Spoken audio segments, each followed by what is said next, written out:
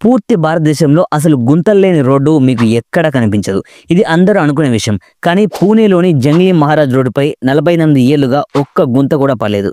కానీ ఇందులో ట్విస్ట్ ఏంటంటే ఈ రోడ్ని ఇంత బలంగా నిర్మించిన ఆ కంపెనీకి ఇంకెప్పుడు కాంట్రాక్టే దొరకలేదు. ఎందుకంటే రోడ్డు ఎప్పుడైతే పాడవకుండా చాలా రోజులు ఉంటుందో అప్పుడు రాజకీయ నాయకులకి డబ్బు దోచుకోవడం సాధ్యం కాదు. ఎలా అంటే రోడ్డు మరమ్మతుల కోసం టెండర్లు, బడ్జెట్ల ద్వారా ప్రతి సంవత్సరం డబ్బులు దోచుకోవచ్చు.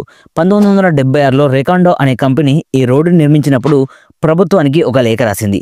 అదేంటంటే ఈ రోడ్డుకి 10 సంవత్సరాల వరకు ఎలాంటి సమస్య వచ్చినా ఉచితంగా మరమ్మతులు చేస్తామని గ్యారంటీ ఇచ్చింది. అలా 10, 20, 30, 48 సంవత్సరాలు గడిచింది. కానీ ఈ రోడ్డుకు మాత్రం ఏమీ అవ్వలేదు. ఆఖరికి 2024లో ఈ రోడ్డుకి ఒక పెద్ద గుంత పడింది. అది కూడా మున్సిపాలిటీ వాళ్ళు చేసిన ఒక తప్పు వల్ల జరిగింది.